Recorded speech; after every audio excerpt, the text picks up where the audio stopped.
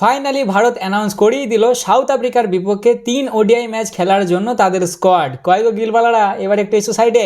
ভাই আমি একটা ভিডিওই বলেছিলাম যে মনে হচ্ছে ওডিআই সিরিজে গিল খেলবে না, বুঝলে। সেখানে হয় রোহিত দা, না হলে আমার জামাইদা, আর না হলে আরও দুজনের নাম নিয়েছিলাম, জাসিদা আর I think Hardik the.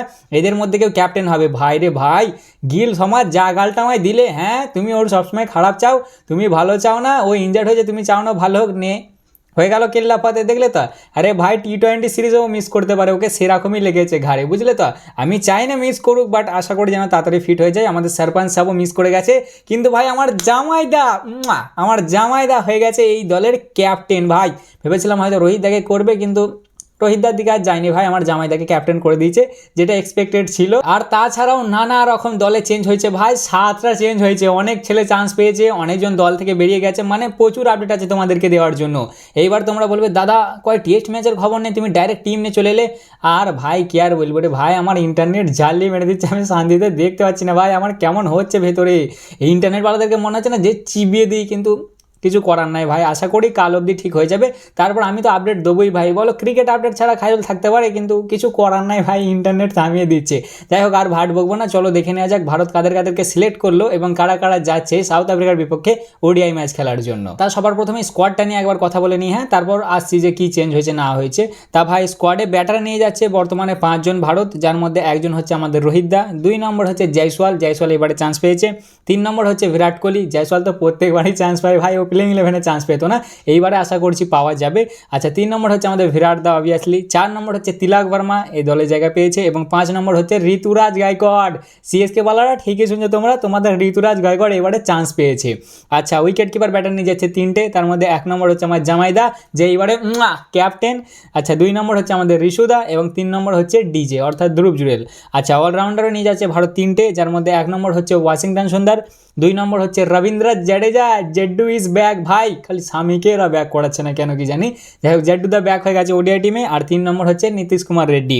R bowler নিয়ে যাচ্ছে ভারত 4টে, যার মধ্যে 1 নম্বর স্পিনার হচ্ছে আমাদের কুল্লুদা, 2 নম্বর হচ্ছে হর্ষিত দা আবার কামব্যাক করছে ভাই, 3 নম্বর হচ্ছে প্রসিদ্ধ কৃষ্ণা, এবং 4 নম্বর হচ্ছে আর্শদীপ সিং। তা মোটামুটি এটাই হচ্ছে ভারতের স্কোয়াড। সাউথ আফ্রিকার বিপক্ষে নিয়ে যাচ্ছে ভারত মোটামুটি তোমার 15 জনকে নিয়ে যাচ্ছে ভারত খেলার জন্য। মানে নিয়ে যায়নি ভাই, আমাদের এখানে খেলাটা হবে। খেলা শুরু হবে তোমার 30 তারিখ থেকে। প্রথম ম্যাচ হবে তোমার 30শে নভেম্বর রাঁচিতে, দ্বিতীয় ম্যাচ হবে 3 ডিসেম্বর রায়পুরে, এবং তৃতীয় ম্যাচ হবে 6 ডিসেম্বর বিশাখাপট্টনমে। এইবার চলে আসা যাক ইন ডিটেলস যে টিমে কে কে জায়গা পেলো আর কারা সাইড হয়ে গেল। তার সবার প্রথমেই 1 নম্বর হচ্ছে ভাই আমাদের ক্যাপ্টেন সাহেব এবং ভাইস ক্যাপ্টেন অর্থাৎ শুভমান গিল এবং শ্রেয়াস আইয়ার। এনারা দুজনে টিম থেকে বর্তমানে বাইরে আছে, মানে আপাতত টাইমের জন্য, কারণ শুভমান গিল এখনও ভাই ইঞ্জুরি থেকে পুরোপুরি ফিট হয়ে উঠতে পারেনি, তার ঘাড়ের ব্যথা এখনও আছে, এবং আশা করা যাচ্ছে যে তিনি টি-20 ম্যাচও মিস করতে পারে। ডাইরেক্ট নিউজিল্যান্ড সিরিজে তাকে এবার দেখা যাবে, এটা রিপোর্ট বেরিয়ে আছে ভাই। গিলওয়ালারা গাল দিও না, দেখো আমি খারাপ তো চাই না, বাট যেটা সত্যি সেটা সত্যি। আচ্ছা, 2 নম্বর হচ্ছে তোমার আমাদের সরপঞ্চ সাহেবেরও এখনও ভালোই ইঞ্জুরি আছে ভাই, দেখা যাক কী হয়। টি-20তে তাকেও মনে হচ্ছে আমরা পাবো না, তাকেও সেই নিউজিল্যান্ড সিরিজেই পাওয়া যাবে। তাই এটা ছিল প্রথম। দ্বিতীয় নম্বর হচ্ছে ভাই এইবারে ওপেনিংয়ের জন্য ভারত নিয়ে যাচ্ছে জয়সওয়ালকে এবং তার সাথে ঋতুরাজ গায়কোয়াড়কে। আশা করা যাচ্ছে জয়সওয়ালই ভাই ওপেনিং করবে, ঋতুরাজ ব্যাকআপ হিসেবে থাকবে, বাট শুভমান গিলের জায়গায় এই দুজনকে নিয়ে যাচ্ছে ভারত ওপেনিংয়ের জন্য।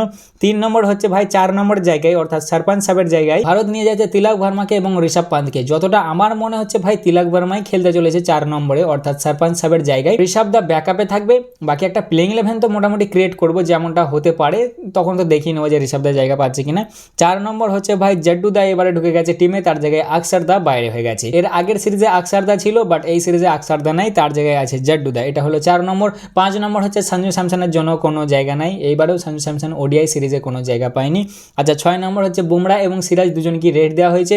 বুমরা দা তো ভাই অস্ট্রেলিয়া সিরিজও খেলেনি, আর এত যা বল করাচ্ছে রে ভাই সাউথ আফ্রিকা বালারা, ও তো রেস্ট দিতেই হবে। যাই হোক, ওটা নিয়ে ভিডিও আসছে, এটার পরেই চলে আসবে টেস্ট সিরিজ নিয়েও ভিডিও। ভাই একটু লেট হচ্ছে, বাট কিছু মনে করো না, ম্যানেজ করে নিও, চলে আসবে তাড়াতাড়ি। যাই হোক, আপাতত রেস্ট। তোমার সিরাজদা গিয়েছিল তোমার অস্ট্রেলিয়ার বিপক্ষে, বাট এখানে সিরাজদাকে এবং বুমরাদাকে দুজনকে রেস্ট দিয়ে দেওয়া হয়েছে, আর তার সাথে ভারুণ চক্রবর্তীকেও রেস্ট দিয়ে দেওয়া হয়েছে, মানে তিনি আর কি সিলেক্ট হয়নি, যতটা সম্ভব সে টি-20 সিরিজে খেলবে। কিন্তু ভাইস ক্যাপ্টেন কাকে করলো ভাই? কাউকে করিনি মনে হয়। এই কমেন্টে জানাও তো কাকে ভাইস ক্যাপ্টেন করেছে? করিনি মনে হয়। যাই হোক, এই 6টাই ছিল মোটামুটি খবর যা তোমরা এই ওডিআই স্কোয়াড দেখে বুঝতে পারলে। তার মধ্যে 1 নম্বর হচ্ছে ভাই শুভমান গিল এবং আমাদের সিরাজ সৈয়দদার, দুজনেই বর্তমানে ইনজার্ড, সেই জন্য তারা বর্তমানে রুলড আউট হয়ে গেছে। 2 নম্বর হলো ভাই আকসারদার জায়গায় জাড্ডুদা জায়গা পেয়েছে, আকসারদা বাইরে চলে গেছে, জাড্ডুদা ঢুকে গেছে।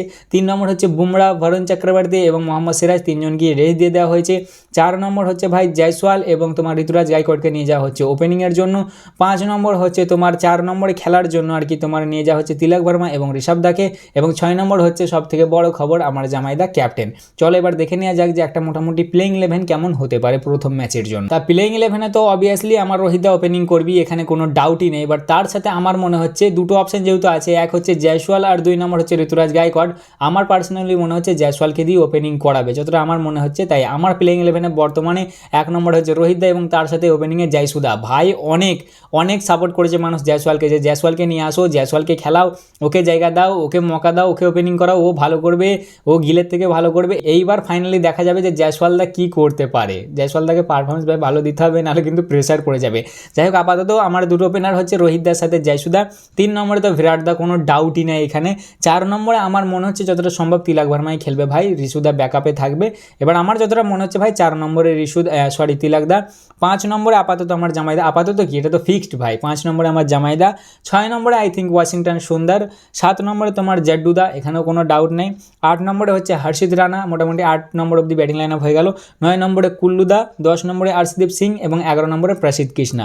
3টে মোটামুটি তোমার প্রেসারও হয়ে গেল, 3টে স্পিনারও হয়ে গেল। এরকমই কিছুটা হবে প্রথম ম্যাচের জন্য প্লেইং 11। বাকি দেখা যাক, এবার ম্যাচের দিন এলেই সব কিছু জানতে পারা যাবে। আপাতত এই টেস্ট সিরিজটা থেকে তো আমরা বেরোই ভাই, জান খারাপ করে দিচ্ছে, কোমার মারছে, ওরে ধোঁয়া ছুটি দিলে ভাই, প্রচুর মেরেছে। বোলারগুলোর আমাদের হাওয়া টাইট করে দিলে, বাপরে বাপ। যাই হোক, ওটা নিয়ে আবার অন্য ভিডিওতে কথা বলছি। তা এই ছিল মোটামুটি স্কোয়াড। কেমন লাগলো অবশ্যই জানাবে, ভালো লাগলে লাইক কমেন্ট শেয়ার অবশ্যই করবে। আর তোমাদের কি মনে হয় স্কোয়াড ঠিক আছে নাকি কিছু গন্ডগোল করে ফেলেছে, সেটাও কমেন্টে জানাবে। তা আজকের জন্য এতটাই, দেখা হচ্ছে আবার পরের ভিডিওতে। চলো ততক্ষণের জন্য টাটা।